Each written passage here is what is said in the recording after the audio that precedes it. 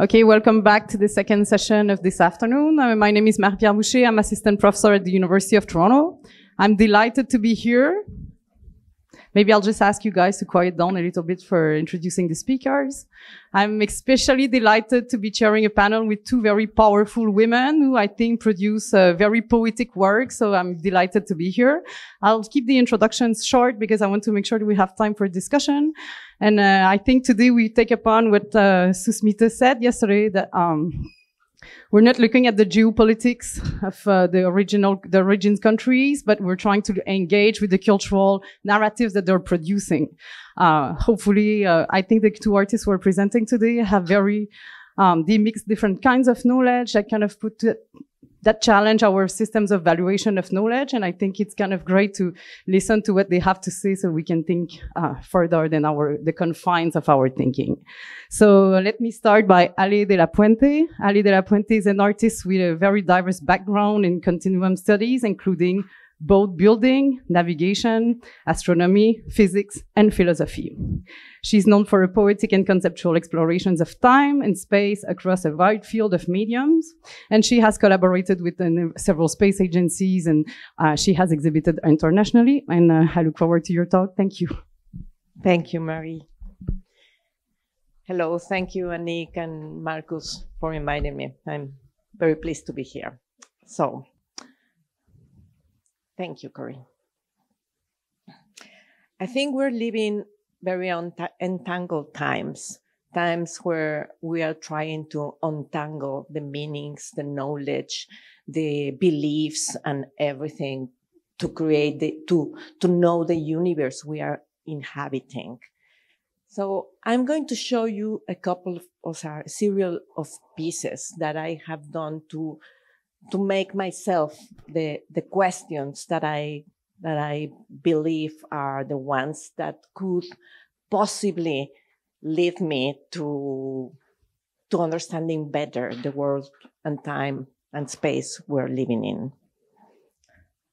So in 2012, I was invited to observe in the observatory of San Pedro Martir in Baja California, the transit of Venus.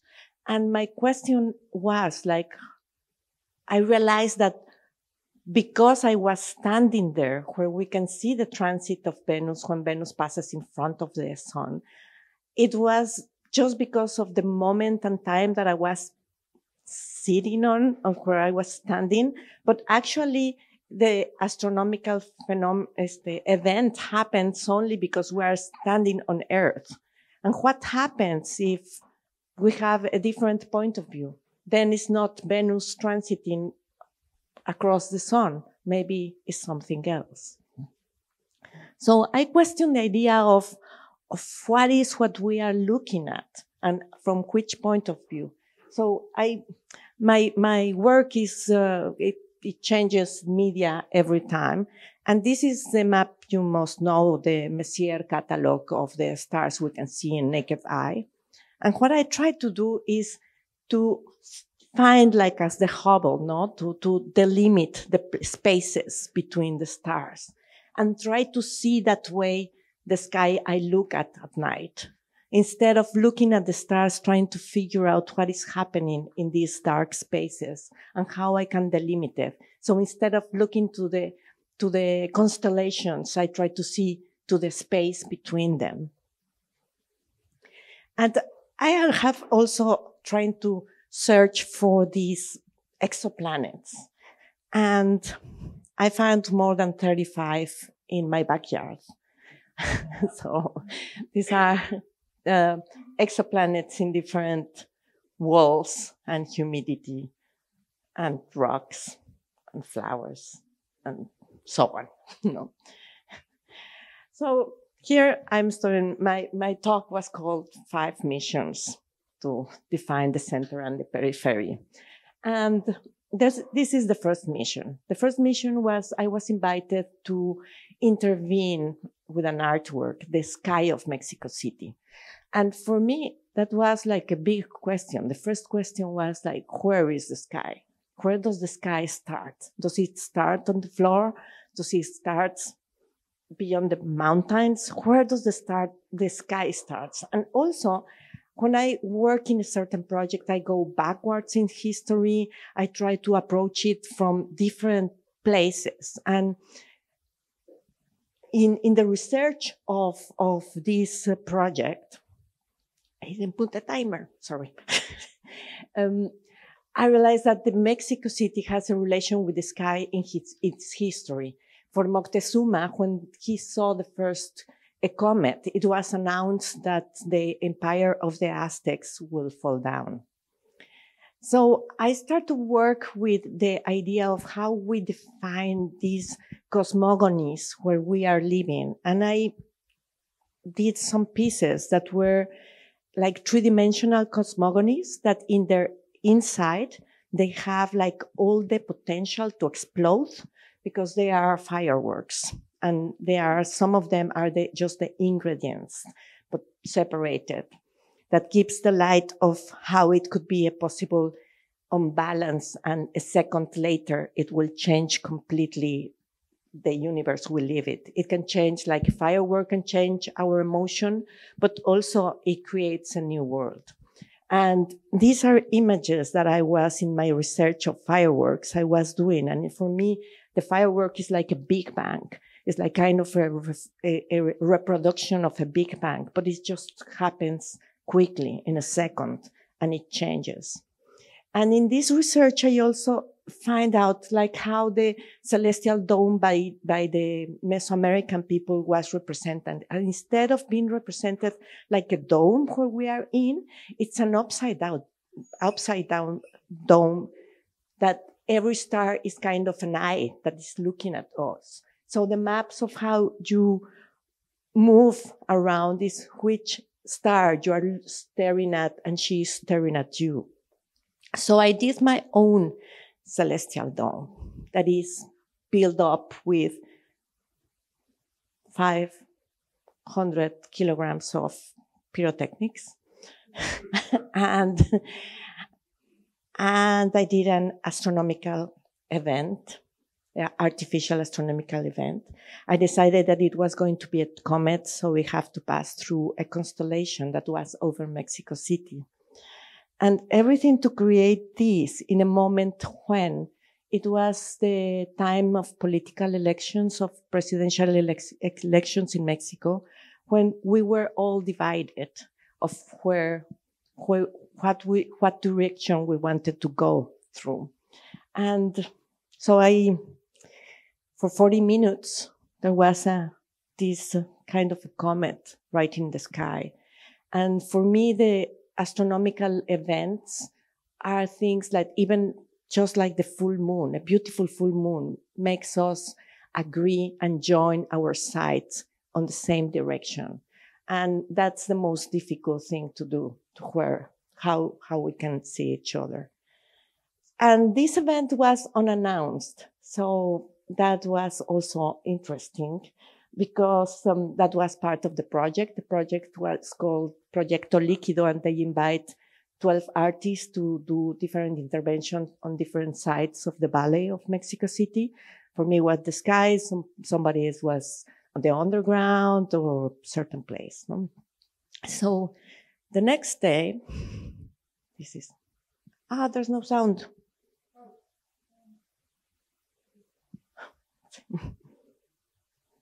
See?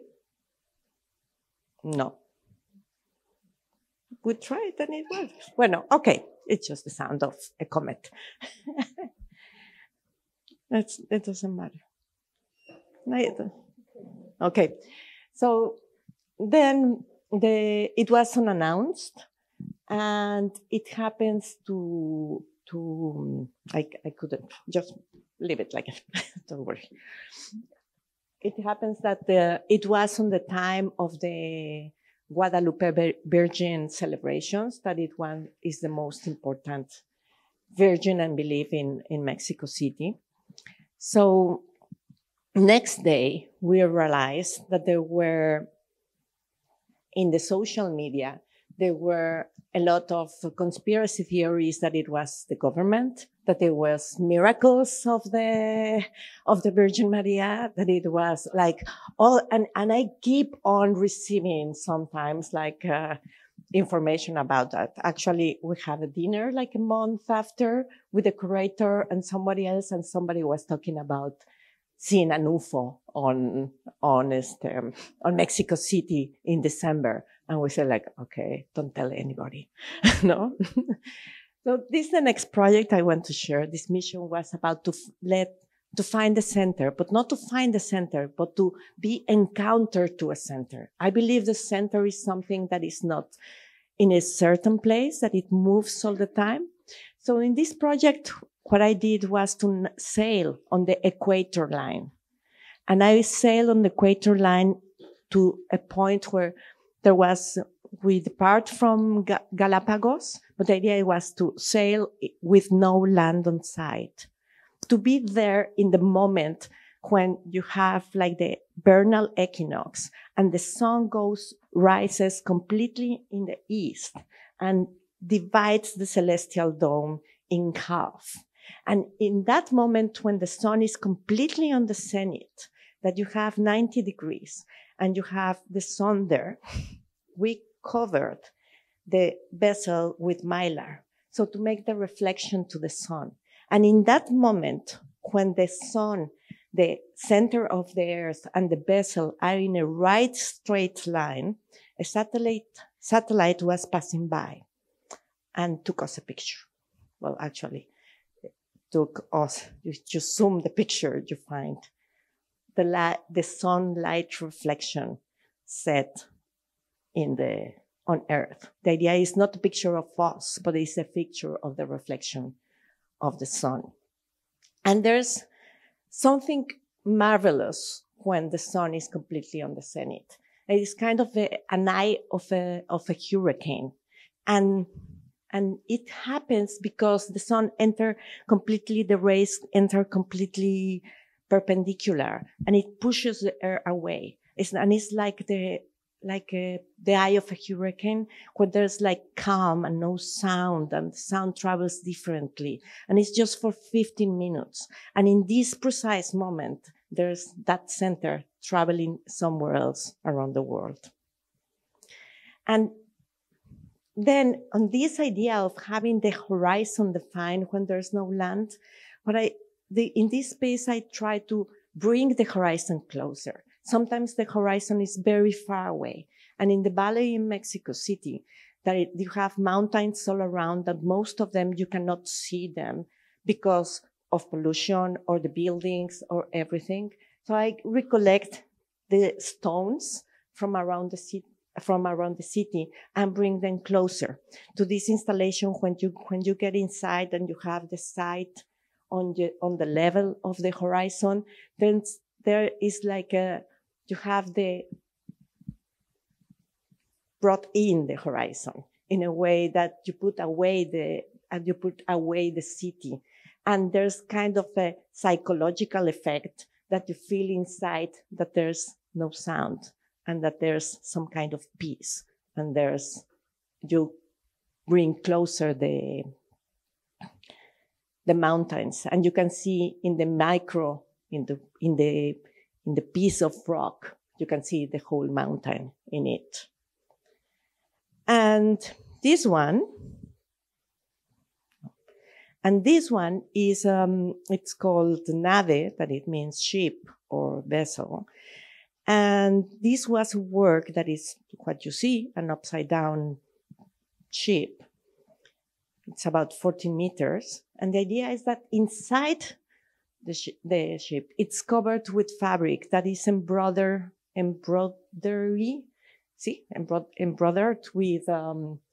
with sequin, and it's embroidered by 15 women that we decided that we were going to create our own universe. And in the exhibition, the picture it had light, but it's very dark. So you can recognize the vessel, but when you go inside, it's only the reflection of the light that lights the sequin, and you can see completely like if it was like a night sky.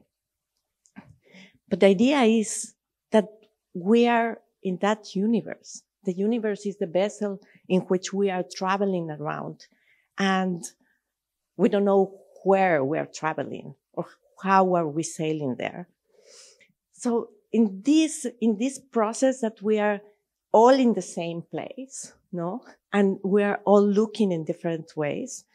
In this exhibition, there was also another piece that is about searching the center of CERN, of the super collider, that I wanted to find the geometrical center of that place. But in the video, I'm not going to talk about that piece, but in the video, there's a hole in the video that throws the light to the other side of the exhibition. And it's just illuminating in kind of out of focus this, a specific date. And that's the project I am working on. And that date is the 5th of April of the year 15,232. In that specific date, if we don't change the calendar, and it's from the Gregorian calendar, will happen 2 astronomical events simultaneously. And that's the transit of Venus and a total eclipse of the sun. And it could be seen in Baja California. The question is, this is going to happen in 13,000 years. Who is going to be there to observe it? And how? And from exactly which point of view? Because it's going to be in Baja California, but is Baja California still going to be a desert, or is going to be underwater, or how? Can we imagine that? I want to be optimistic and think there's going to be someone there to observe it. So I want to leave some instructions of how to observe it, of how we have observed the skies before.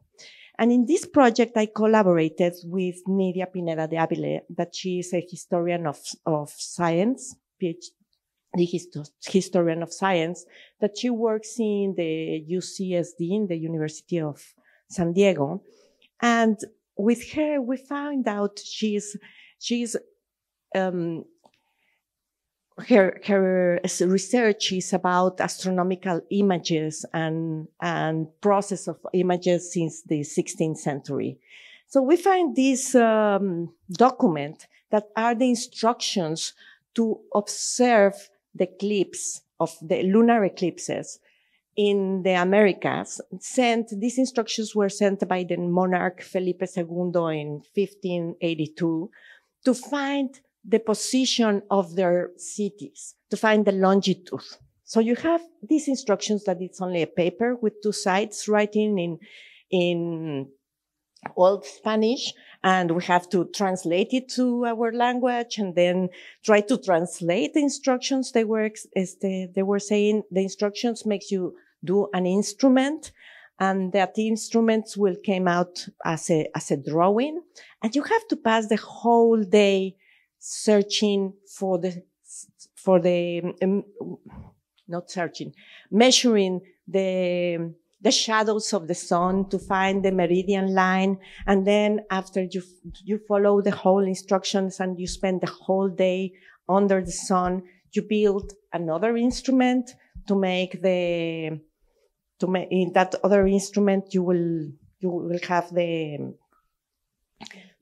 measure the shadows of the moon and of the eclipse, and then you have the drawing, and then you send it back to Spain, and they will find out where you were, no?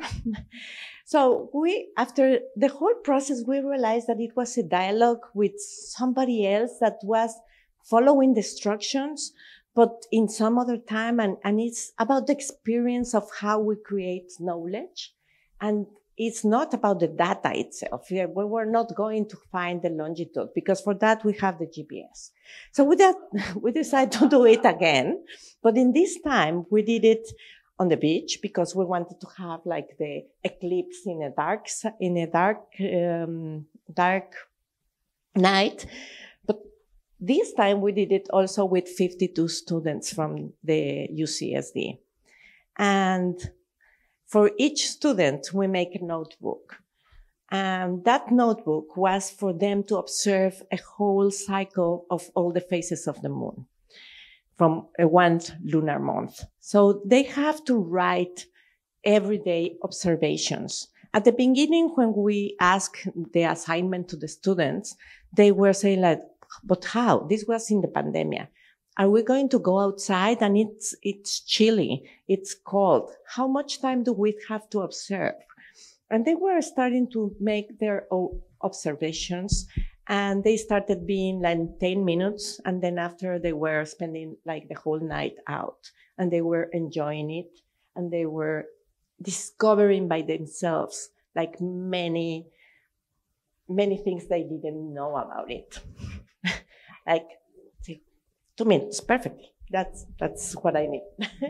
See, so, and they were, for example, there was one student that said like, I thought the moon, we have given the moon for granted, and I didn't realize that it comes out in different times of the day. Or they were preparing themselves to the eclipse, not like an event that you go to as you go to a concert or like a spectacle, but really with their own questions. And they have to build however they could their instruments. It doesn't matter if what's not precise, but they have the experience of how difficult it is to follow something and to make a protocol and to find it and to share it. And in some way, some of them, they get together, some others, they didn't. This was a guy also in China that was having online the classes, and he decided he was not going to be able to see the eclipse, so he make it a false eclipse with his mother and father following like a light, faking the light of the eclipse. So the idea was like we were all observing at the same time. We were sharing the experience of an anonymous person in the history, of how we stare at the skies, of how we create this knowledge by our own observations. And I believe that we are talking not only about data, but we are talking about experience and how we can create that experience. And I will finish with this one that is part of a long video. I'm just going to say this because we're talking about space, but I think that what we are doing is we are living in such a minimum time, in a time that is constrained in this extensive universe and infinite time that we're living. And maybe our existence is just a pulse. It's just one pulse in time. And to share it and to have the experience and to have the experience of not only receiving, but producing and creating is what makes it better. Thank you, Ali.